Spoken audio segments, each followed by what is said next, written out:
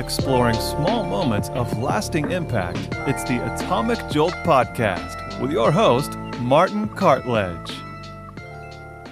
Hello, this is Martin Cartledge, and you are listening to the Atomic Jolt podcast. In today's episode, we have Tommy Helvenstine. Tommy's a good friend of mine, and we're going to be talking about his journey into filmmaking, and I hope you enjoy it. First things first, just a background between you and I. We met 2014? 2015. 2015. Because that's when I moved to the States. And I think it was within the first 2 months that I got here, we met up. Sure. Yeah. So, man, I can't believe it was that long ago. Already. It does not feel like that. But I mean, I guess for the people listening, give us kind of the elevator pitch, who is Tommy, where'd you grow up, and what do you do for work? Yeah, absolutely. All right. So my name's Tommy Helvenstine. I was born and raised in Okinawa, Japan. I'm a military brat, been there for about 25 years. And then, I've always had dual citizenship up until I was 21. And then at the age of 21, I picked up American citizenship just because in everything that I'd seen, there's many more opportunities. Plus my Japanese was trash. I couldn't read, I couldn't write, but I could speak pretty well. And during my time in Okinawa, I was in a band, and in that band, our buddy Alex, he was stationed in the Marine Corps out there. That's when I'd met him. And he was into music too. And, we got along really, really well. After he got out the Marine Corps, he's like, I'm going to start a band. I'm going to come back and we're going to tour Japan. I was like, all right, dude, let's do it. Let's do it. So I think it was about 2 years after he'd gotten out, a band called Autumn Creatures had formed with some of his really good friends. Now some of my really good friends. They toured Japan, and the first band that he thought of, he's like, all right, Tommy, it's your band. We want to tour with you. I was like, all right, cool. Let's set it up. So we did 2.5 weeks all throughout Japan, and we had gotten close with everyone so well. Everyone, just unconditional friendship from day one. And, it's that for me, after I'd moved here, it's that Colorado Springs kind of camaraderie, I haven't found it anywhere else, but they had shown us that while they were touring in Japan with us. So after the tour was over, everyone was in kind of a unanimous decision. They're like, hey, if you move to the States, come to Colorado Springs. We'll get you set up. We'll take care of you. I was like, all right, cool. I didn't really think too much of it at the time because, first of all, you meet complete strangers from the other side of the island, or from the world, but it's also on kind of the vouch of one person who you love, which at the time was Alex. And so he's like, yeah, let's do it. And so because it's your friends or my friends kind of deal, right? So I did it. I saved up, I think it was a year and a half, almost 2 years worth of money. And I told my parents, hey, I'm gone. I'm moving to Colorado. And July 17th, 2015, that's when I got to the States. And at the airport to pick me up was Alex, all the way from back in Okinawa. Alex, Will, and Ashley, all who are really, really, really great friends of mine, and I love them to death. And that was kind of the journey of how I got to the States. And to me, it was absolutely the biggest culture shock that I'd ever experienced, because growing up in an environment where you see Americans, but it's in a different country. And you're a national of that other country. So, you kind of see everyone as the same, but when you see there's the Japanese local nationals and Americans coexisting on an island that's about 70 miles long and 7 miles at its maximum width, that's all especially for me. I was born and raised there. So coming to the States, there were no Japanese people. it was, like, I mean, for all I could see was like Americans. And it was very surreal to me at the time, because I was, that's all I ever knew was growing up in Japan was that. Especially growing up on an island, you go to the very tippy top of wherever you're at, and all you can see ocean all around you. And I moved to Colorado, and it's landlocked. And as wide and as vast as it is, I felt claustrophobic, because to me the ocean was very therapeutic. It was like I could literally skate from my house down to the seawall in a matter of minutes, and I'm sitting there drinking a beer and just looking out and like, damn, this is beautiful, And that's not to say that Colorado definitely doesn't have its own beauty. This place is, when I moved here, I was in awe of the mountains and the trees and the green and, all that stuff. And the type of foliage and like forestry we have out here is very different to the stuff that we have in Okinawa. So, yeah, that was certainly a wild ride for me. Yeah, definitely. And it's funny, when I was like preparing for this, I remembered shores, and I of course remember autumn creatures and all that. You mentioned like July, what you say, 17th? 17th. Yep.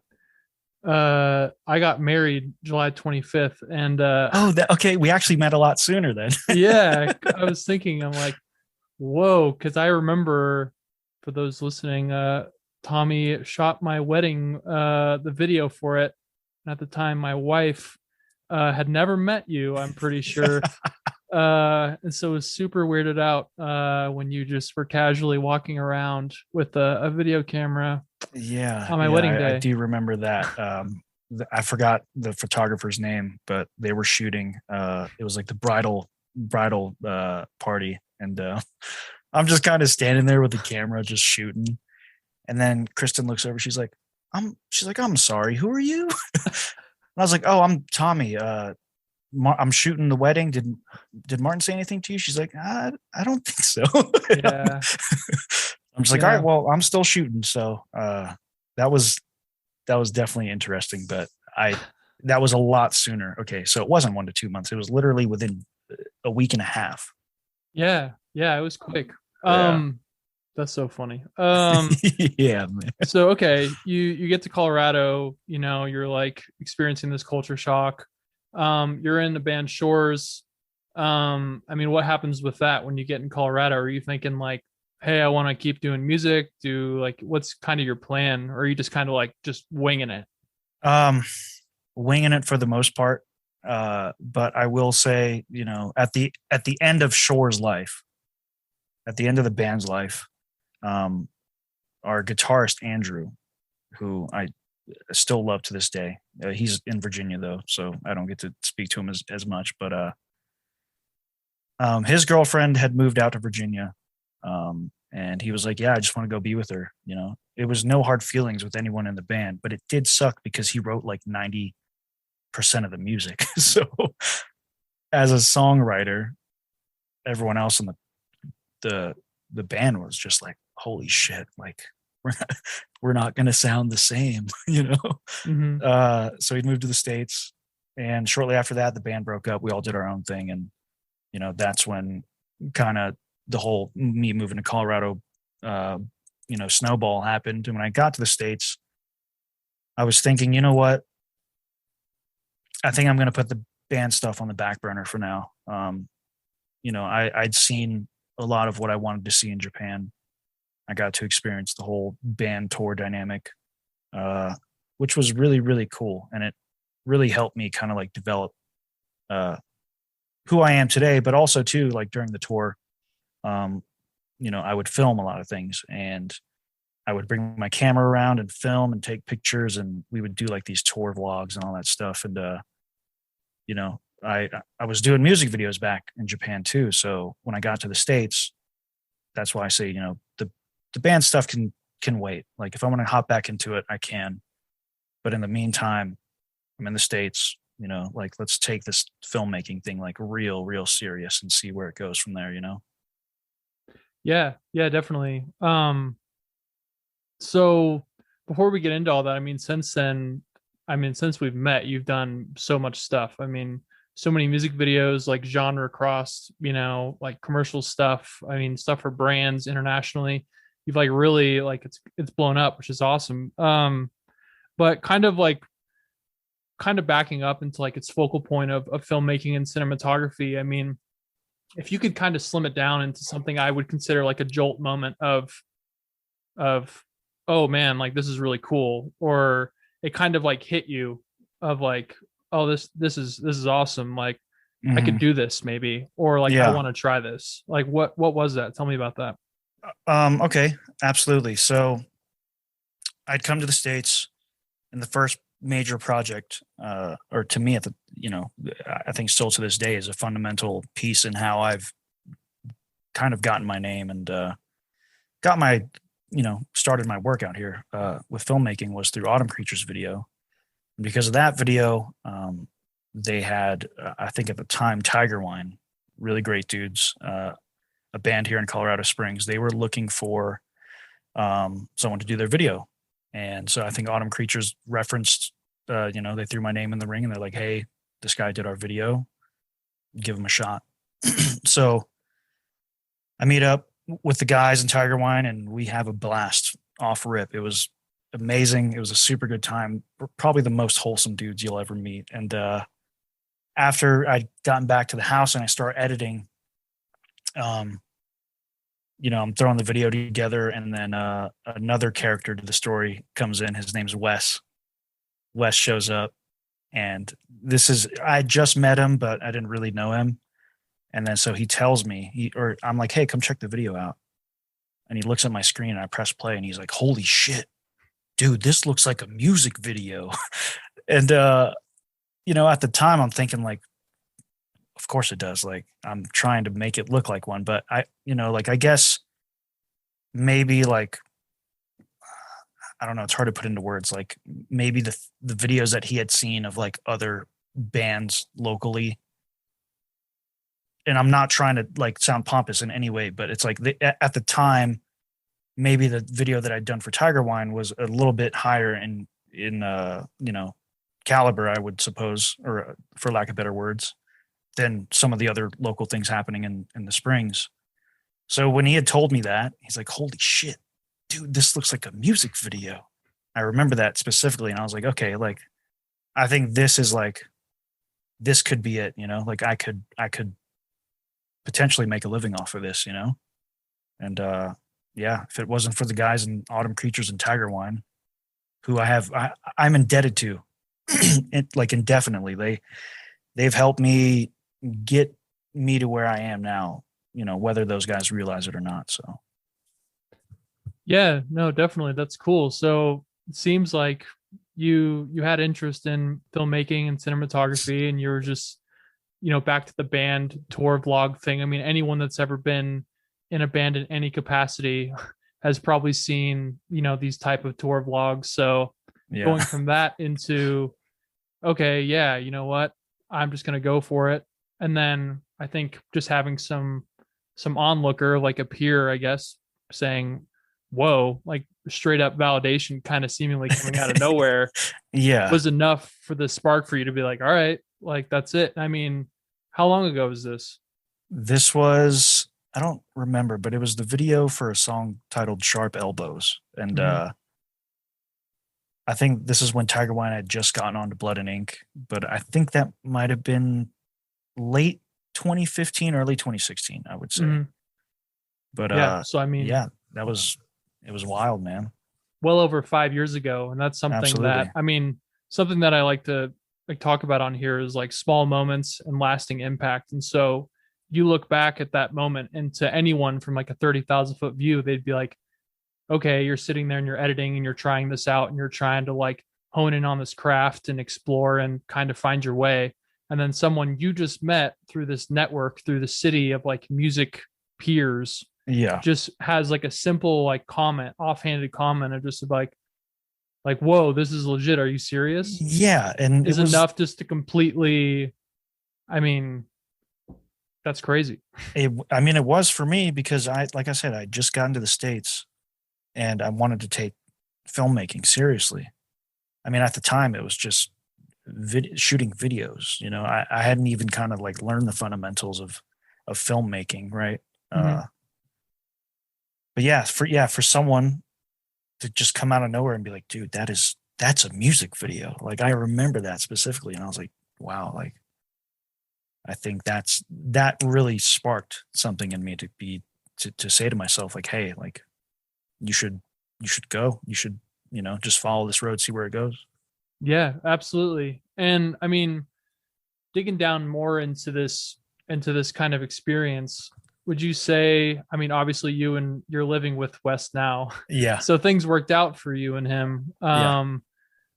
I mean, did you think, as far as this moment, did you feel like it had, outside of you having the confidence of filmmaking and doing your own thing, I mean, what other things do you think affected you in a positive way because of this? I mean, it sounds like you have a lot of friends, you have a lot of community. I mean, there's confidence there. I mean, what other things would you say kind of had like a ripple effect of like positive impact because of this?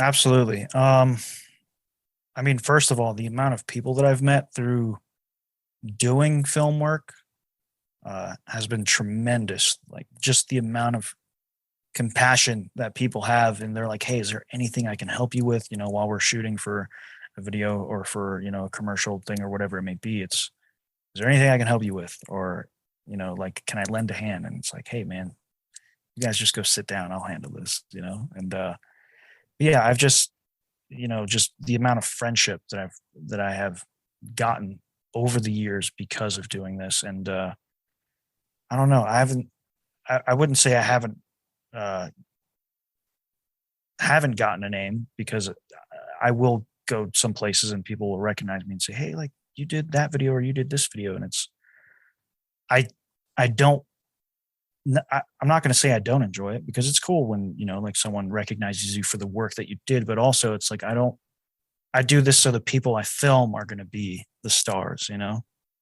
Because I don't feel like a star. I just feel like a nerdy dude who uses a camera and, you know, film people. So it's been cool, you know, like, being able to. I don't know. I think the one takeaway is just friendship is for sure the biggest thing for me, and the amount of people that I've just met over the years through it. So Yeah, no, definitely. That's really cool. I mean, a guy who spends his entire life in Japan and comes to Colorado Springs, which is not the most well-known city in the US, and just, I mean, finds his way and just like ends up meeting all these people and having this community. It's like, it's crazy.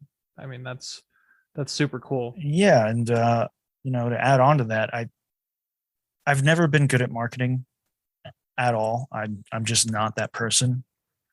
But, you know, I try to relate to people on a personal level, and you know, just from previous like, actual jobs that I've had, where I've had to be in a position of management, or, you know, I've had to talk to people, because I'm really, really introverted, but when I have to talk to somebody, I'll make it happen, and I'll be personable with them. And a lot of times what I do is, as soon as I meet someone and they tell me their name, I'll look them in the eyes. When I shake their hand, I'll literally just, you know, say it in my head over and over and over again. So that way, when the conversation goes back to them at any point during the day, I'm not like, hey, what was your name again? It's like, I remember them, you know? So I don't know. I just try to be personable with the people that I meet. And That's really cool. And I feel like that can lend itself, you know, to the quality of like you, obviously, as a person and as a friend and as a professional, but also, like you said, people will remember that kind of stuff, because I don't feel like people might say it's overrated or outdated, or, you know, something boomers do or something like that, but I think that stuff is really underrated. And so, I mean, but that kind of stuff just doesn't happen overnight. I mean, I imagine this kind of came from somewhere. Would you say it was your parents that kind of instilled this kind of level of, I guess, respect, courtesy, professionalism, all of that? I would say 100% of it, I owe to my parents, you know. My dad did 23 years in the Marine Corps. I think it was 23 years and 9 months. And yeah, he never brought the Marine Corps home. He never brought any of his work stuff home. But he always did have a sort of, whenever I would see him talk to people, he would have this demeanor about him that was like very personable. And it was, just let's have a good time. Like, it's not like when things are serious, they're serious, but when they're not, let's just chill back. Let's relax, just, have a good time. And I saw that a lot in my dad. And, he never taught me directly, but I think, now that I'm looking back at it, that was a direct kind of like, oh, I see my dad handling these situations in this way. And growing up, or like when I started to take on management positions in jobs and things like that, I'd kind of, look back in my mind and be like, okay, like I remember a really stern, kind of like straight to the point dude talking to people professionally. Let me try it. Like I said, I'm really introverted. I really don't like being around people, like large groups of people, but I'm very personable and I will take the time to, hear you out or, just get to know you. And I learned a lot from him when it came to that. Yeah, no, definitely. That's cool. Kind of branching off of that a little bit. You see your dad, I mean, he's been in the military for over 20 years. You're seeing this influence, you're around it. I mean, he's your parent. I mean, outside of, a lot of jobs you've had of having more responsibility and, having this kind of, I guess you could say, reputation where you can look back and say, yeah, I think people respected, whatever I did. And I feel like I was consistent with how I treated people and courtesy and everything else like that. As far as that goes, that whole kind of attitude and outlook, how would you say that kind of got intertwined with when you started doing filmmaking more as like a full-time thing, or trying to treat it like in a professional way? Because I mean, you say you're introverted. I'm also introverted. The idea of talking to, a new client or some stranger I don't know is pretty anxiety inducing. But with your confidence and this internal like monologue you have almost of, yeah, like I need to get it done though. Like I want to push this. This is what I want to do. And just pushing through, I think is something that is really admirable. But as far as, how do you take these kind of qualities and traits and then mix them in with an introverted personality, but then also, be the best kind of client that someone would want to hire? So, taking a page from my dad again, when I like to balance being serious and being goofy as ever, when I work or whenever I have a new artist or a band contact me, we do the whole, what's your rate? What do you want from me? What do you expect?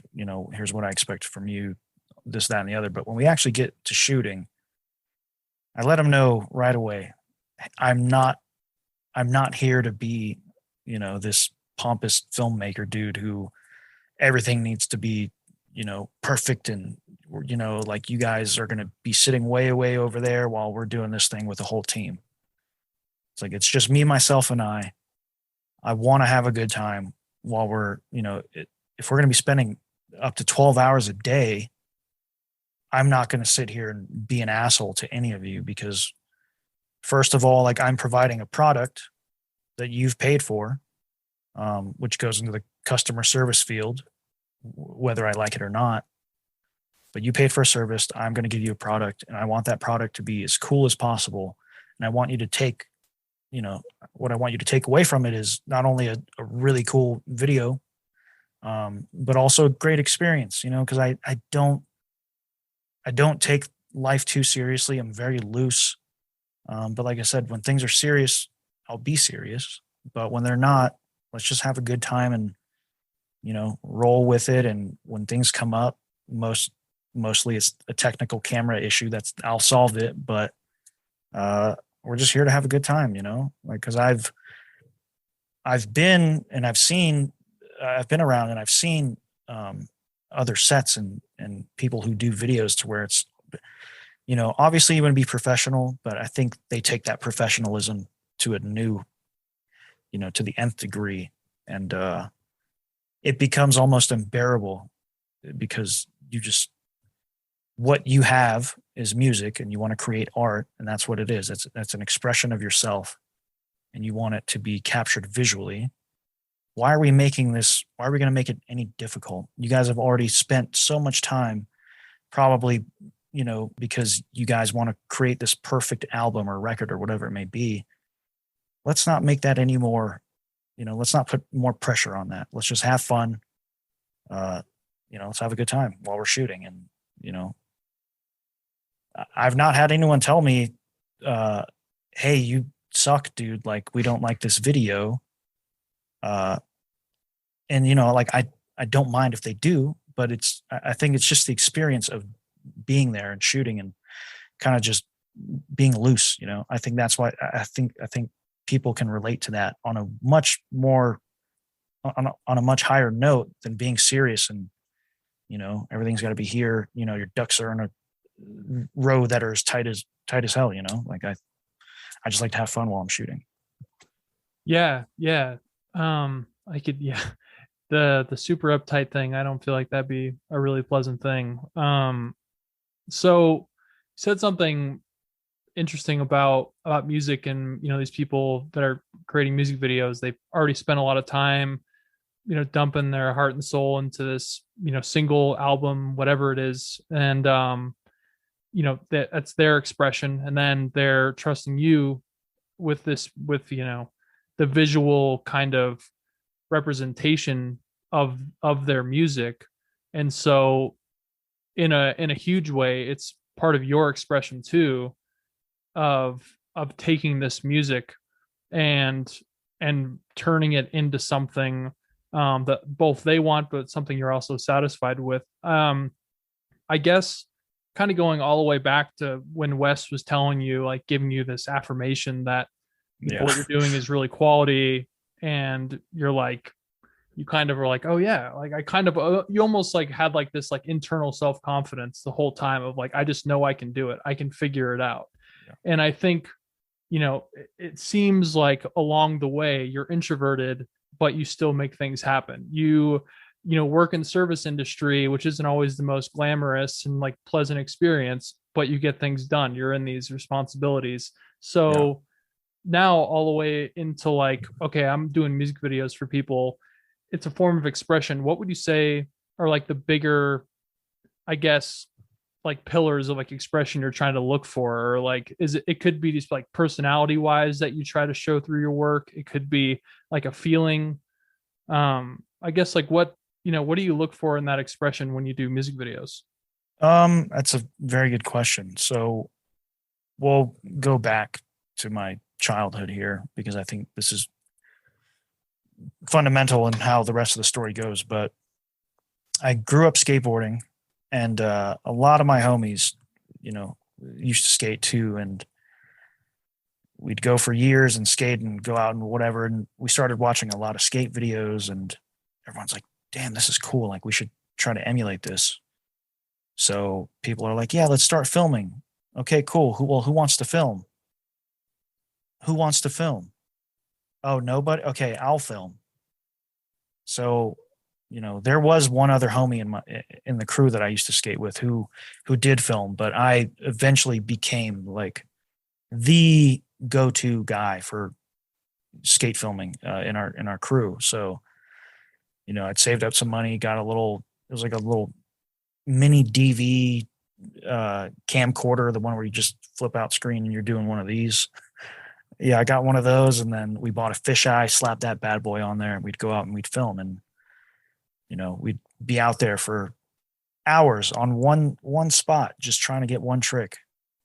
And then kind of the satisfaction that everyone got as soon as that dude landed the trick, it was like, yeah, like he did it, and I think it was that like camaraderie of like, if it's just me and one other skater, we've been at this spot for 5 hours now.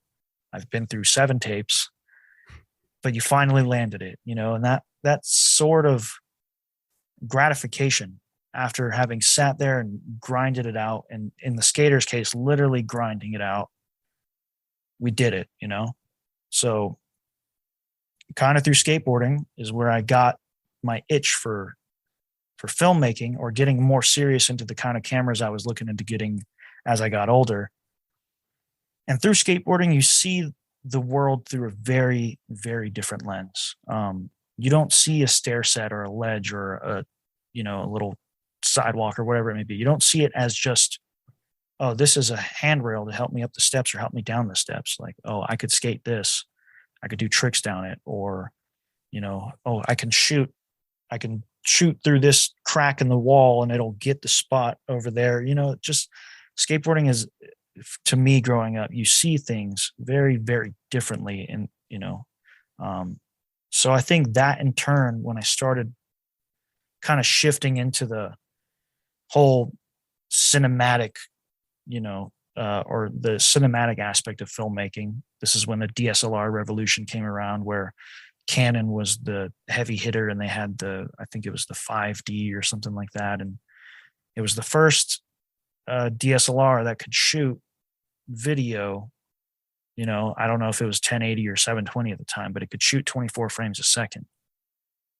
So I was like, I got to get my hands on that and do even more cool stuff with skateboarding. And, I started filming these like short little, quote unquote cinematic pieces of my friend skateboarding, and it was all in slow motion and stuff. And I was like, damn, this is cool. Like I went from a little, handy cam mini DV tape recorder to now what, at the time I was like, wow, this is the end game. This is what I'm going to use for the rest of time. And, transition.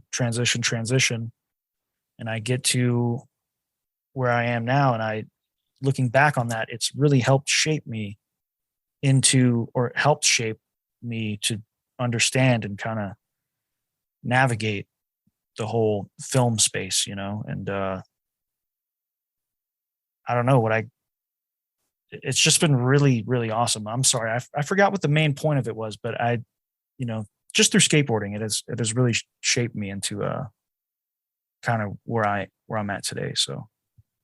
No, absolutely. And just because I know you personally, I know that you're still like a decent skateboarder, which I'm really envious. I attempted at skateboarding when I was like 12 until I was like 15 or 16, and I just threw in the towel. I was never any good. But so I totally I grew up the same way. So I totally know the one person that needed like to catch video, to catch, to film those sponsor me tapes and everything else. And especially like early 2000s, like skate culture and like the skate videos, because that technology, like it was starting to boom. And so it was easier for these teams to start releasing stuff. And so film with skateboarding was getting a lot more traction. Yeah.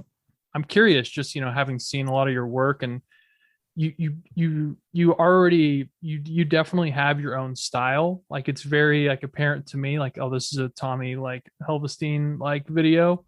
I'm curious that, I imagine that didn't just happen overnight. It's these like small, like kind of moments along the way of just living life and having exposure to all these different influences personally, through other people, companies, whatever. I'm curious, like skate video wise, like, what were some inspirations then? Oh man, the biggest, I think I can't even remember when this was, early 2000s, maybe 2006, 4, 5 or 6, somewhere in that area. But there was a skateboard video called Girl. Yeah, right. And the skate company, or the skate brand, is called Girl. And the video was titled Yeah, Right. And this is the first time that any skate video had implemented green screen, right? Actually, it might not have been the first, but popularized it to where like editing in the skate world was bonkers. But they did these really cool kind of like static shots to where they'd film the plate, which is just the background with nothing in it. And then they'd put the green screen ramp in that same static shot, and they'd have someone do a trick off of it. And then in post-production, they'd, just kind of like dupe the ramp over, and it would just be like a dude ramping off of nothing. And at the time as a kid, you're like, oh my, like this is insane. And they were doing it over picnic tables. And there was one montage in that video where everyone's boards were green. So they were floating around just on their feet, but they're doing tricks down handrails and doing stuff downstairs. And you're like, this is insane.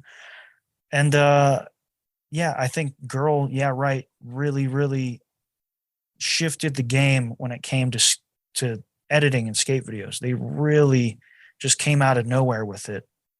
And yeah, that's one of the videos I remember seeing as a kid. And I'm like, wow, if this is what I can do with my camera, like, let's do it. Let's keep doing cooler stuff, you know?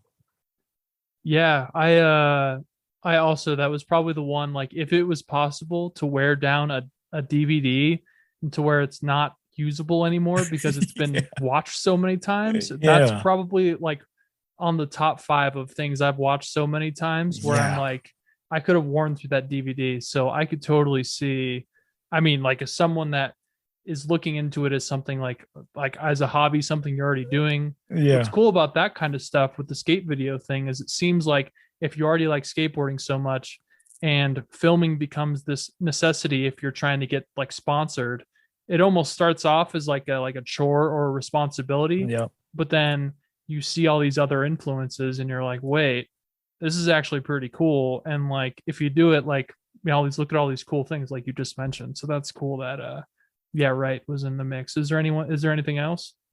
Um, some years later, Lakai fully flared that video. So when I think of skate videos implementing things or kind of like changing the game for editing, Girl, Yeah, Right was the video that kind of like made you first go, holy shit, like this is crazy.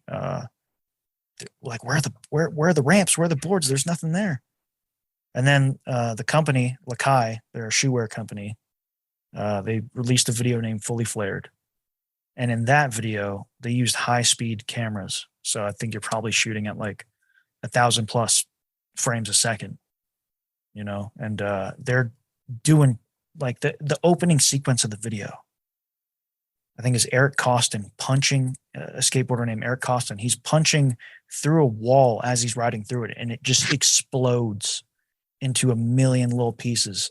And then it goes to a different part where a guy, I think, you know, he does a trick on an electric box and the electric box blows open and there's sparks and things flying everywhere. And the last trick is a dude going down a stair set and the whole stair set explodes behind him and everything's in slow motion. And it's the coolest thing ever.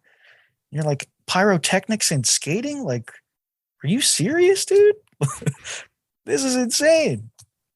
Yeah. Yeah, Lakai Fully Flared. That was Yeah, Right and Fully Flared. Those two videos to me were beyond their time and cinematically were just incredible. The kind of ideas that, you know, because I think I can't, it's Spike Jones or Spike Lee, one of the two. I think it was Spike Lee. He directed that video and it turned out great. And it's just insane how you can inject those sorts of ideas into skateboarding because skateboarding is such an anti-culture or was an anti-culture. So when you tell somebody like, hey, let's do a skate video with green screen, you're probably like, no, dude, like we just want to grind handrails and whatever, Keep it whatever, you know? raw or Yeah. something. Sure. Yeah. Like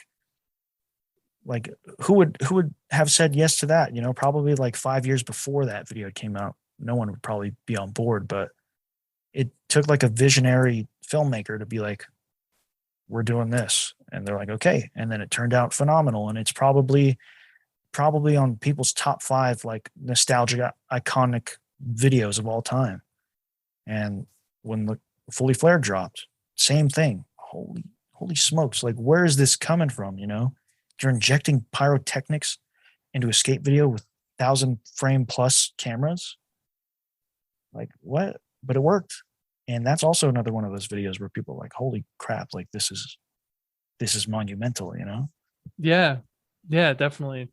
Well, yeah. So, I mean, you fast forward, you have like this kind of foundational skate video, like inspiration of all this like crazy stuff you could do through there.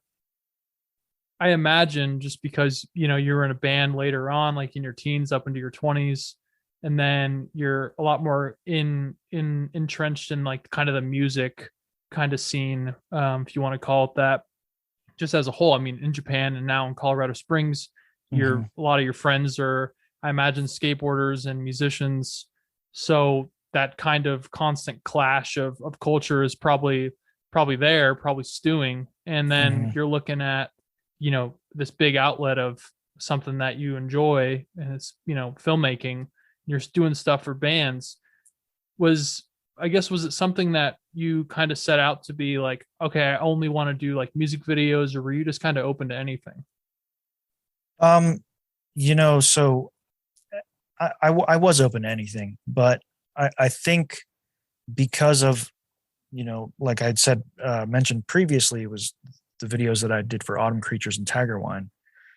That kind of set the pace for the things that I would be doing in the filmmaking world. So, I, you know, I never had a plan to do anything else when it came to filmmaking, but I knew I wanted to do something else, right? Um, but I also knew, hey, like I feel like I'm pretty good at this, so let me just give this a go and see how it goes. And it's, like if you look at my previous work and you look at where I am now, like I would hope that, there would be a noticeable difference in the quality and kind of the art style, or like visually what, there's a change. But no, I'd never really set out to do anything else. I've done commercial work. I've done a few brand things. You know, I've wanted to get into the corporate, not the corporate, but like the commercial side of filmmaking in Denver, right? Mm-hmm.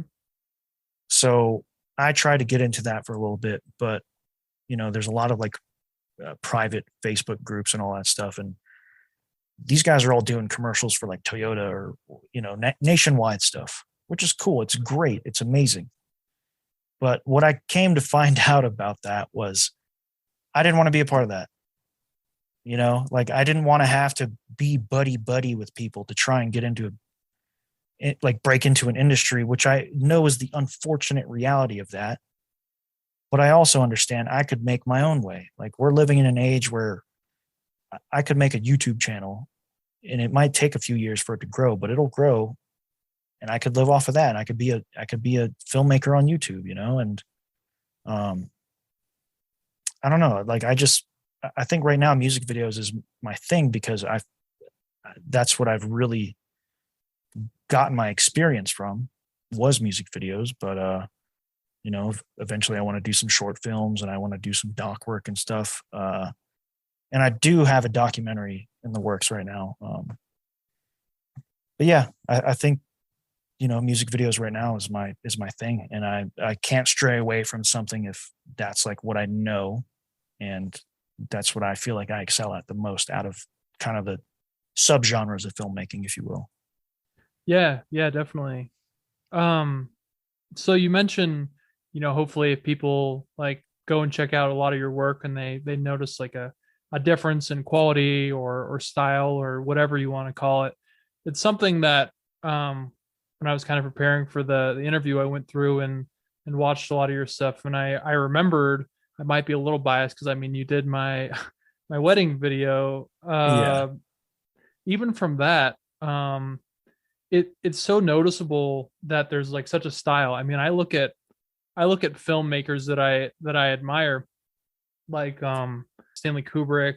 I mean, Stanley Kubrick is probably my favorite, so I'll stick with him because Yeah. stylistically, I can see a lot of the same elements in his films that are consistent and kind of almost giveaways of who it is, and I see Yeah. that in your work. But what's cool about you is obviously Stanley Kubrick wasn't doing music videos. Yeah. You what's cool about music videos is, for me, you condense something into like 4 or 5 minutes max, Hmm. and Hmm. that's it. Almost as like it's more constrained, so it's almost, to me, it seems like it'd be more challenging to make it like really good and make sense and kind of fit like an aesthetic for both what you want to put your name on and what the Yep. band or artist wants to do.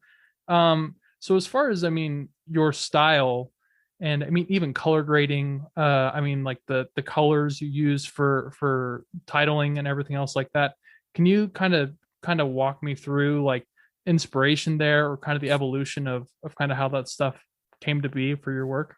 Yeah, absolutely. And also, yeah, Stan the man. He's got the Kubrick stare, and a lot of his stuff has always got that like that kind of doorway kind of shot, and it's Yep. always so sick. But yeah, like when I think of great cinematographers or even just great directors, they always have their signature kind of thing.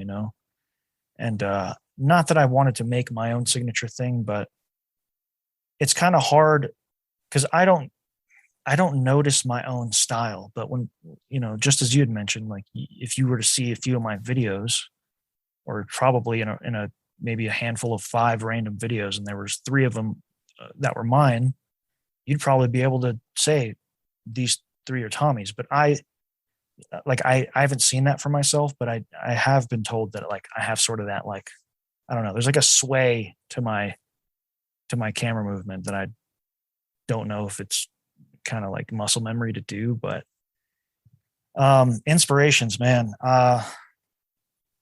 You know, having gotten heavily, into the film world, it's going to sound stupid, but I try not to watch a lot of things because I don't like, obviously, emulation is the best form of, or however the hell you say that.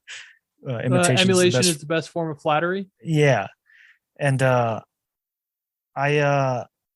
there are some things where I'm like, that is really cool, but I also want to take it and use it and make it my own. But like a lot of times I almost inject the entire thing of what I wanted to take inspiration from and just be like, oh, that's it. But it's like, wait a minute, this is copying what they're doing. So when I think about inspirations for filmmaking, I often look to a lot of people who are my friends who also do filmmaking. One of which is Michael Schultz. That dude, the stuff that he does is phenomenal. And he stepped away from the music video game a few years back, but the shorts that he's been working on, and kind of like all the short films and the screenwriting and the story work, it's all really, really, really cool. And another person who comes to mind is Ed Rice. He's my buddy from Australia, and I had met him when I was doing band stuff back in Japan because we were on the same time zone. And he's also an extremely talented DP, director of photography, out in Australia. And whenever I look for inspiration, I look to my friends because they, if they're doing cool shit, like that motivates me to do even like equally as cool shit, right? So it's just like, I think just looking to them for motivation primarily is a key kind of like, what keeps me going. Because even though I think Christopher Nolan, to me, amazing. He won't touch digital formats at all. He'll only shoot film. And when it comes to purist things like that, that is crazy because you're spending crazy in a good way because you're spending, I don't know how much a spool of IMAX film costs, but 70 millimeter film, you're probably shooting, or, tens of thousands of feet for one movie. And that stuff is not cheap, I would imagine. But his movies are just so mind blowing. And one of my favorite movies still to this day is Inception. The way that it's pieced together, and I don't know, the way it's the story drives the movie.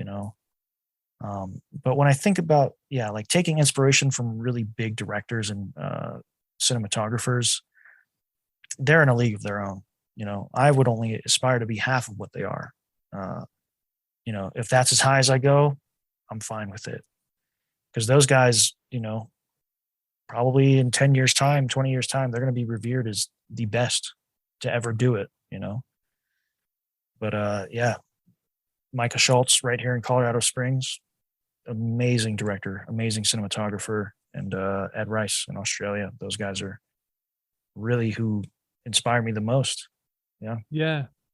Yeah, man. It seems to be like a reoccurring theme here with, friends giving you the initial push, friends helping you along the way, and friends continuing like when you've cornered out your own piece of like what you're good at and what you like to do and what you want to keep doing and challenge yourself in and grow in. Mm-hmm. You've done like a lot of different kind of music videos, like pretty like eclectic in genre. Mm-hmm. I mean, would you say there's, with your roots kind of being in like a metal band and like primarily in like hardcore metal type bands, would you say you have a little bit more of like an internal bias to kind of gravitate towards those kind of things, or would you say Absolutely. cool? And I mean, since then you've done things that are definitely not hardcore and metal. Mm-hmm. Do you do that more so just because it's circumstance of friends, or do you like you need a break from doing metal and hardcore stuff, or what is it? Some in between? Um, no, so you're right. I do have 100% of bias when it comes towards uh, deathcore, death metal, metalcore, metal, whatever this genres and subgenres that may be. But I like fast and aggressive, right? Uh, so naturally, when I hear something that sparks my interest right away, I'm like, I already know how this is going to go in my head. I'm like extremely poor with writing out storyboards. Like I will be the first to admit that. Uh, but I see it in my head and I know like the general direction of how the video is going to go. But yeah, fast and aggressive music, metal, whatever it may be, I love that stuff. I just think the energy that a video has when it comes to that genre is amazing. But that's not to say that videos of other genres don't have that same energy, but just in their own way as well, right? Like you said, I have worked with a number of different artists of all kinds of genres. And I mean, for example, Night Love, he's an artist that I've worked on many videos with. And, not in my wildest dreams did I think I was going to be working on sort of like a retro kind of like nostalgic, uh, you know, pop kind of like rock thing that, I would have never thought. But what ended up being some of the absolute funnest videos to work on were the videos for Night Love because, not only was it a different genre, but it was just he himself is a genius when it comes to what do you call it? Kind of like how the story goes for the videos, right? All those videos, I would say 97% of that was all of his idea. But the way he articulated it to me and said it in such a way that I understood immediately how he wanted it, we'd shoot it, then I'd show him playback and he'd be like, oh, this is perfect, But yeah, just moving on to different genres. It's not that I was tired of doing fast and aggressive music. It was also a challenge for me to step out of my comfort zone because I do have a bias and I will always have a bias. I wanted to challenge myself in a way that I was like, how can I slow down, quote unquote, my own like stylistic kind of vision for when I see fast and heavy music. How can I try something different to where the pace is much slower, but there's like groove to it and things like that. And yeah, I just took a chance and I actually thoroughly enjoy working on every genre now because of doing that. I'm glad that I did step out of my comfort zone because else I would have just been, stuck doing metal videos, which I'm not like bummed about. That would have been sick, but I think to kind of, tie in all sorts of genres because you start to learn different things when you work with different artists and different bands and things like that. It's like the kind of style of shooting changes dramatically, depending what the video calls for. So, Yeah, I know very little about in a practical sense of doing, filmmaking and cinematography, but I could imagine, again, big circle back to kind of like your first like music videos where you were kind of really coming into your own and kind of getting like this like direct like feedback of like, yeah, this is legit. I think that spark of like, okay, yeah, I can do it. And then that just kind of like snowballed. And then you went in to like do a lot of metal stuff. And then you were like, okay, like the opportunity presented itself for these multi-genre type of projects.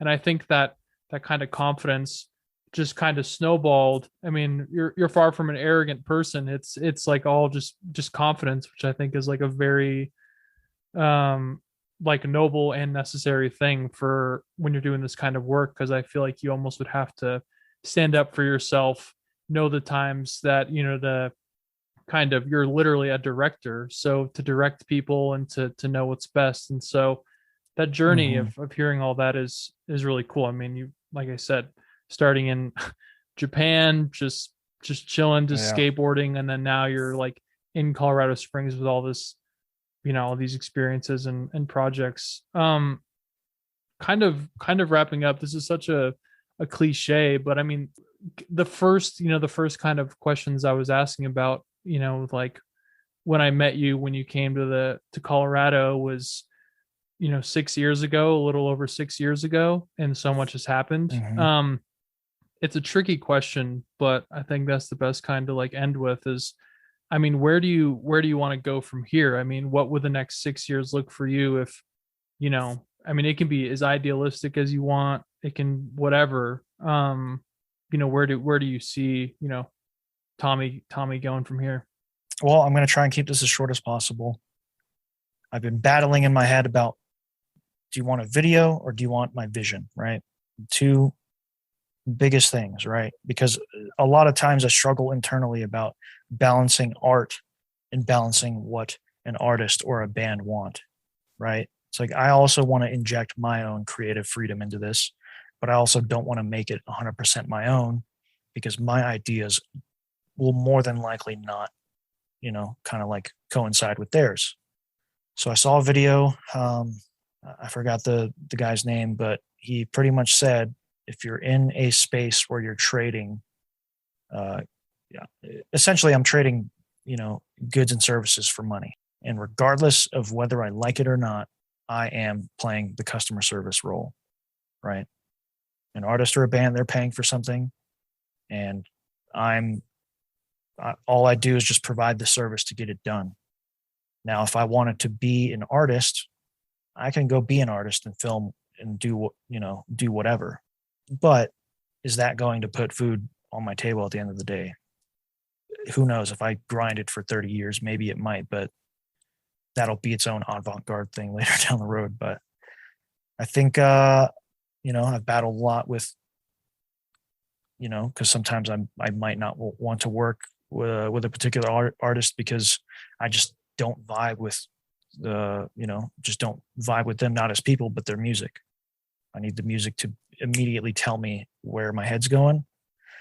If it doesn't do that, then I often don't work with them. But at this point in time, they're not asking me if I vibe with it. They're asking me to do a video. So yeah, I think that's where I'm going, man. I think I want to make cool stuff for everybody, and not just because I want to. If I want to do my own passion projects, we'll put that on the side.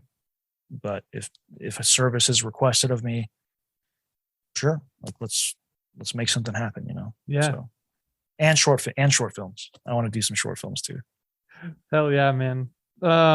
Well, cool. I guess I did forget this out. I know that a lot of people, and you've like shouted out a lot of people. I guess if you could recap and like kind of plug, yourself, your services, people you like. Yeah, feel free. Yeah, absolutely. So my name's Thomas Helvenstein. I am a freelance filmmaker here in Colorado Springs. You can find me at my website, it's thelvensteindp.com. So it's THELVENSTINEDP.com. You can find a lot of my work there. If you want to make some cool shit, just hit your boy up. Awesome. Dude, thanks for joining. This has been awesome. Absolutely, man. I appreciated being on here, man. Thanks for having me. And it's been really, really fun just sitting and chatting, man. Huge thank you again to Tommy Helvenstein for agreeing to come on the show and be the first guest. It was great catching up with him. If you enjoyed the show, it would mean a whole lot if you could leave the show 5 stars and write out a review if you'd like. If you want to follow us on social media, we're on Twitter and Instagram at Atomic Jolt Pod.